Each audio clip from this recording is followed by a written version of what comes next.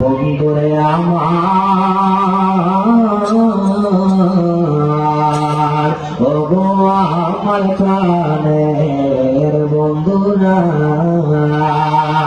আমার আল্লাহ রাব্বুল আলামিন আমাদেরকে আমাদেরকে টিকিট করাইলেন, বিদেশের জমিনে নিয়ে খাওয়াইলেন, ওইখান থেকে বিদেশের মালিকে মারা যাইলাম। আপনারা জবান সে বলুন, হায়াত এবং মৌতের মালিকটা কে? আপনার ঘরের মাঝে আপনার পায়ের পেটে ব্যথা, কি ব্যথা? পেটে ব্যথা। এখন আপনার পায়ে এমন জোরে জোরে চিৎকার করে পেটে বেদনা, পাশের বাড়ি থেকে ভাই চলে আসলো, মা চলে আসলো, বোন চলে আসলো, সবাই চলে আসলো। আপনি যদি ঘরের ভিতরে চিল্লাচিল্লি করেন, আপনার জবান ছেড়ে বলুন, আশেপাশের মানুষ ঘরে আসবে কি আসবে না?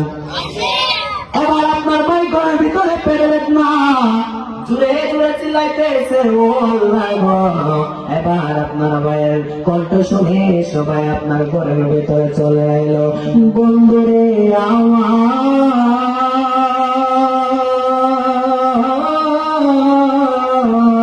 ও বন্ধুরা, ও আমার মুরব্বী বাবারা, পুরোনো মা বোনেরা, অন্তরটাতে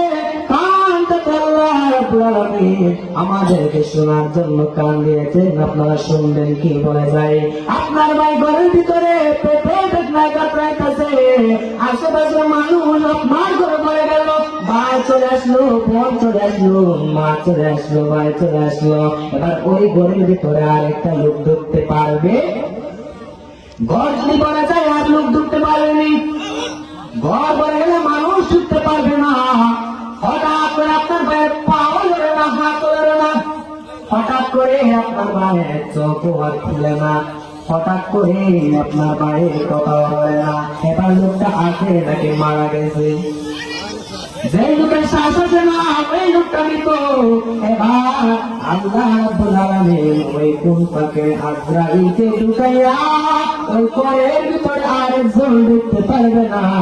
ওই মাঝখানে আমার আল্লাহ রাব্বুল আলামিন আজরাইলকে পাঠিয়ে দিলেন, আর ওই জানটাকে কবজ করে নিয়ে এলেন। রংমহলে থাকবা গো বন্ধু পালঙ্গে শুইয়া, ওই সন্ধানে আজরাইল ঢুকিল আসিয়া। ঠিক না বেটি?